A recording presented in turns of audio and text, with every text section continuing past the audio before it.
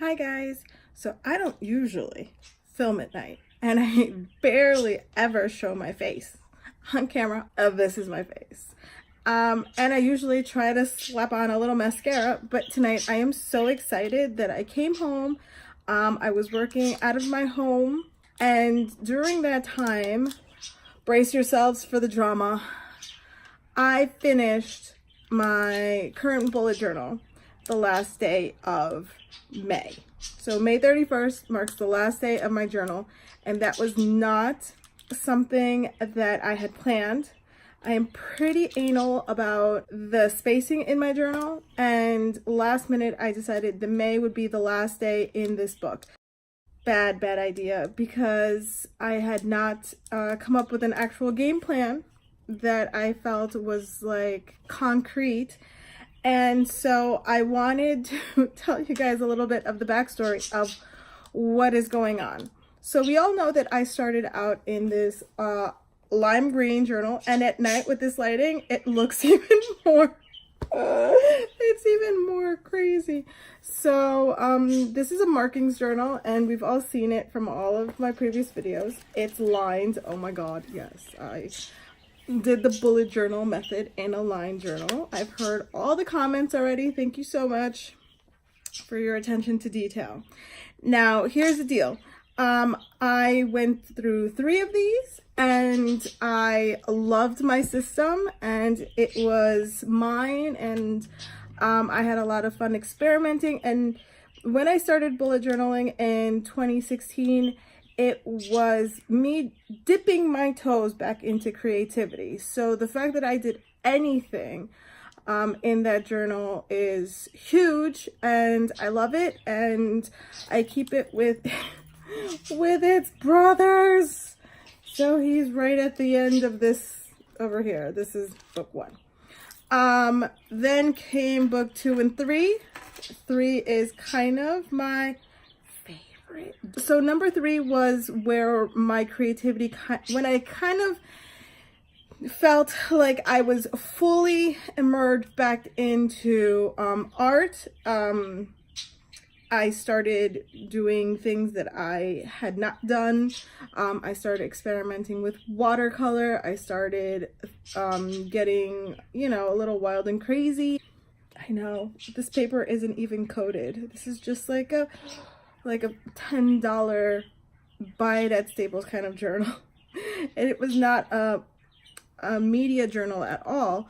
But during that time, I was also experimenting with mixed media in my Ranger notebook, which is when I started doing the Take 5, and that made me rethink what I was doing in my bullet journal. Kind of was lacking and boring, and I'm really sorry. But doodling in my bullet journal was just not feeling like it was enough. Then we fast forward to the Hobonichi weeks. This journal, let me tell you, the feeling of needing and wanting something as if you are a child, the feeling of needing a journal that you have never even touched just because it looks a certain way, just because people decorate it a certain way. The aesthetics of Instagram posts, I mean, just so much eye candy. I didn't buy it. I had it in shopping carts all over the internet, and I never bought it. I actually was tagged by a friend on Instagram to a giveaway, and I was lucky enough to win it. Go figure. And then it arrives, and I am just the happiest person on earth. And then I don't know what to do with it. And then I'm suffering from guilt. Now, I don't know what to do with it because I am fully happy in my bullet journal. And for volume number 4, January, I chose the Piccadilly because it was dot grid, because it was affordable, and that's what I'm all about. I'm cheap. And also because Piccadilly is a known brand that I have known since I was in high school when I had pocket size Piccadillys, you know, for random doodling or whatever. So I get the Piccadilly and I'm so excited, and the paper is just as good as what I was using, which doesn't make it extraordinary or the best, but it was good. I did it for a couple of reasons. Number one, I was starting to doodle things that I really, really loved, and I wanted to monetize them. And I'm one of those lazy artists that don't like doing it twice. I don't sketch. I don't have a sketchbook because I don't sketch. I go from pencil to fine liner to paint to done. I don't want to do it over and over again. It's just not my style. That was one reason. So I said, you know what? Everybody else is doing dot grid. Let me try it. Let me see what it's all about. I could get things smaller, possibly. Working horizontally was rough. You know, I was having to space everything out with a ruler. I was just like, yes, all of that hard work is kind of done for you. And I found it to be great for my OCD. So I started the journal, started this journey. I was so excited. Then I got tapped by Piccadilly and they asked me to do a couple of spreads. And then I felt trapped. I felt trapped because how could I do these pages that they wanted me to do? This collaboration, which is something that I've been wanting to do so badly, get my face, my name, my artwork out there, if I'm not 100% in love with the journal. And it has nothing to do with the journal. The journal is perfectly fine. The pages are holding up wonderfully. The journal was holding up wonderfully, but I was not happy with it.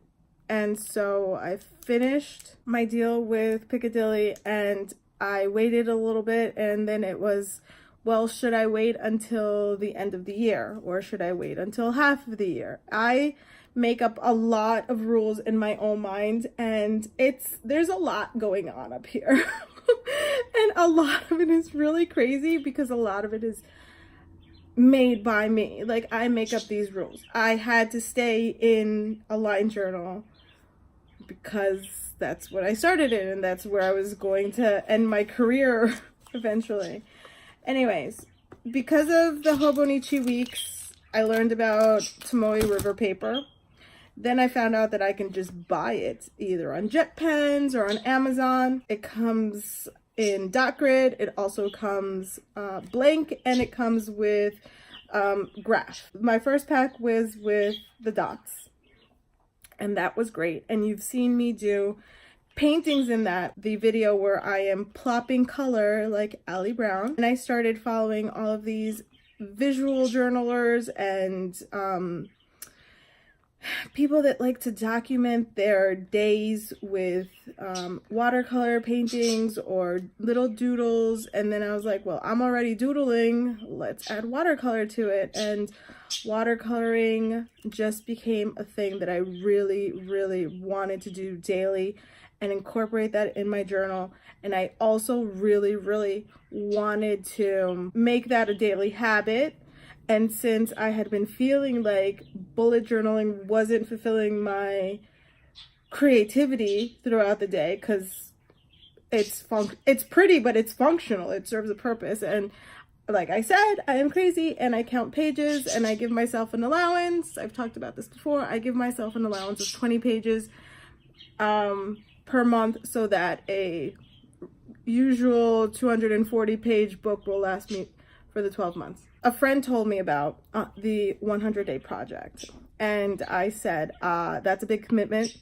I failed at Inktober last year. I only got a few days in, and then I didn't like where it was going. I didn't know what I was doing with ink at the time. I didn't know. I fear those wet, kind of runny mediums, ink and watercolor. I had always shied away from them. I was worried that 100 days worth of project it was daunting. And then it was like, well, what would I do and what would I choose and how will I keep myself motivated and all that stuff. Because I had been plopping color and because I had been doing that sort of thing, I decided, you know what, let's do this. Let me use my Tomoe River inserts in, I have them cut down in a 3.5 by 5.5, so that is A6 size. And let's see how far I get. You know, no crazy commitment. My only commitment will be that I watercolor. And the reason for this watercolor extravaganza is because I really wanted to use this. Now, this is $5 at Michael's. This is Artist Loft watercolors. A lot of people say, oh, they're great colors, but they're chalky. You know, you get what you pay for. Well, I paid for the $5, and I'm complete newbie, and I didn't want to spend more because I'm cheap. I'm frugal. I gotta remember to say frugal. I'm frugal. I didn't know if I was gonna stick with it. So pull those out and we're going at it. I don't know anything about brushes. I think when I started, I was using a brush meant for acrylics. Oops. I fall in love. I am a few pages deep, and then I'm just like, I need to add this to my journal. So I try doing a little bit here and there in this Piccadilly. I had done a pen test prior to choosing Piccadilly, and the pen test went great, but I didn't try watercolor. And I had in number 3, when I had already been kind of bit by the bug, and it just wasn't going to take, and I wasn't going to risk ruining my pictures, which is also another thing that I started doing. And I blame you, Ellie Brown. I love you so much, but I blame you. And she knows. I've told her. And then at the same time, Michael's has this like crazy sale on Jane Davenport, and I'm just like, oh my god, Jane Davenport stuff, it's so pretty, there's so much of it, I need to try. And so of course, so the sale was so good, I bought all 3. But I have Jane's blessing. She was so sweet. She responded to my message, and I was like, oh my god. Got a better brush, got some advice from some people, and then it took me a while to open them because it's crazy in here. So it took me a couple of weeks to get used to the watercolors and finally say, you know what, let me try real watercolors, because even though Jane Davenport is affordable with a coupon and a sale, I'm not at the Daniel Smith like tube buying just yet. We're not there yet. No. I'm not even gonna say it. Like, I'm not ready. Jane's products are really good, and they were very different, and I took to them like right away. And I'm sure you guys have seen my little palette. I am crazy. I've said this already. It's not a secret anymore. I stole this palette from my children, from some other wonky watercolor situation they had. And then, those are all 3 palettes. I thought A6 was my happy place.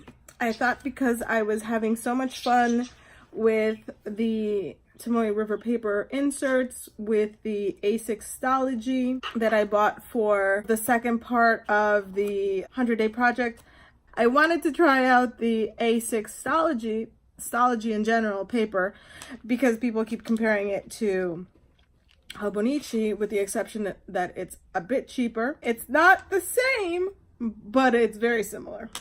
And so I had to try, because I have to up my journal game. So as of today, I am no longer just a bullet journaler. I am converting my new journal into an omni journal. And what an omni journal is a journal where everything goes in. I want to watercolor. I want to possibly mix media, and by that I mean maybe sometimes gesso, maybe sometimes a stencil and some texture paste, definitely washi, maybe some acrylics. I have a ton of gelatos, a lot of gelatos, like maybe all of the gelato colors, thanks to my aunt. I did not buy them all. I want to put pictures of my children in there. I want to journal more if I have feelings and thoughts, which obviously I do about everything. I want to use stickers. I create stickers. I buy stickers. I want to add all of that to one book. So for my one book journey, I have chosen an A5 Stalogy. Why A5? A5, after crazy amounts of thought, I was not ready to commit to an A6. It feels just too small for me. I am coming from a journal that is 5x8. An A5 is a tiny bit bigger up and a tiny bit bigger wide. So we're going with this. I have enjoyed working with the Stalogy in my watercolor journey. It gets wet very nicely, it dries very nicely, and in any case, the Stalogy takes watercolor really well. It's a little sturdier, it's thinner than regular paper, but it doesn't ghost or bleed as much, and I also think that it will take a tip-in really well, or you know, the other types of media that I've already talked about, and definitely pictures. So it is black, it is no longer green, and yes, this is graphed, and yes, it has the very light gray writing on the top. That does not bother me. We're gonna plan in this now, and that video will be up soon, but that video will be facing down and with natural lighting and no more of my face. I love you. Thank you so much for being here, for all the crazy. I understand there's a lot going on in here. See, the hair reflects like the thought process. It's tangled and messy. All right, guys, see you real soon. Bye-bye. Subscribe if you haven't already. And thanks so much for watching. And what else do I say? If you haven't already, please like and subscribe. Don't miss a thing. Thanks so much for watching. Bye. Now this hair, just fix yourself. Okay. Really? Everything all at once?